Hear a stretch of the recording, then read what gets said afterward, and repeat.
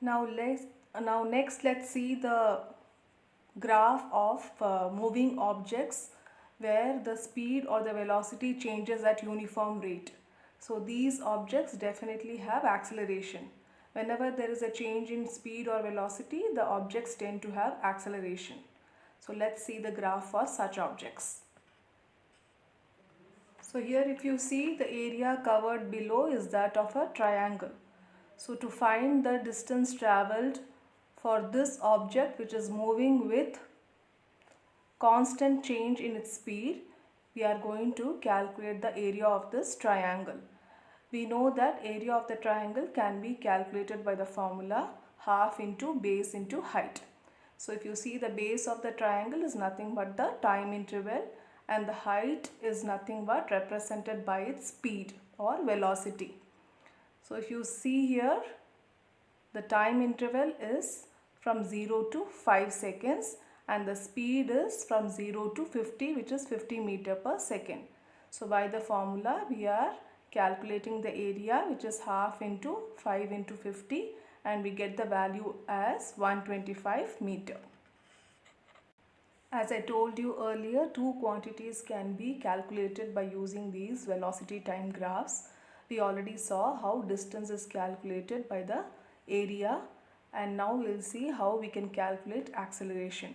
So here again you can see an example where the object is moving with a uniform acceleration, or the speed keeps on changing at a uniform rate. So if you see here, we are going to calculate the acceleration between the time interval t1 and t2. If you see, at time t1, the object is traveling at a point A, which corresponds and at that time it has a velocity v1. And at time interval t2, at that time it has a velocity v2. So suppose we take the point A, and from that point we draw a line parallel to the time axis, and from point B we draw a line parallel to the speed axis. They both meet at a point C. So this forms a triangle ABC, and we have learnt earlier to how to calculate the slope of this triangle. So here again we are going to calculate the slope, which is V2 minus V1 by T2 minus T1, that is BC by AC. BC corresponds to V2 minus V1 and AC corresponds to T2 minus T1. So this ratio BC by AC is the slope of this straight line, and this value gives us the value of acceleration. So this graph will give you a clearer picture. We know that acceleration is nothing but rate of change of velocity with time, which is, if you see here, the velocity here is initial velocity at the point A is v2, and the final velocity at point B is v1, and the time intervals are t1 and t2.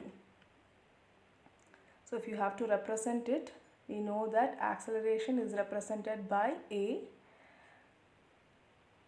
which is rate of change of velocity, which is final velocity minus initial velocity. Here final velocity is v1, initial velocity is v2 by time taken, which is t2 minus t1.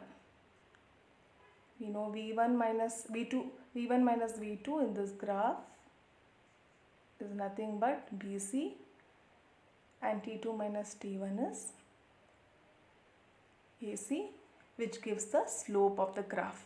So at any point of time you have to calculate the acceleration. The slope of the graph will give you the value.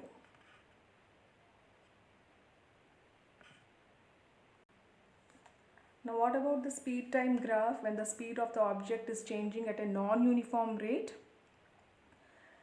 In this case, the distance traveled by the object is given by the area between the curve, speed time curve. It will definitely not be a straight line since it is traveling at non-uniform rate. So the distance traveled is given by the area between the speed time curve and the time axis.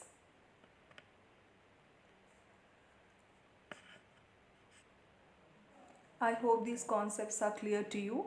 Now try to answer these three questions. How do we calculate speed in a distance time graph? How do you calculate distance in a velocity time graph? And how can you calculate acceleration in a velocity time graph? So I'll meet you tomorrow then. Bye.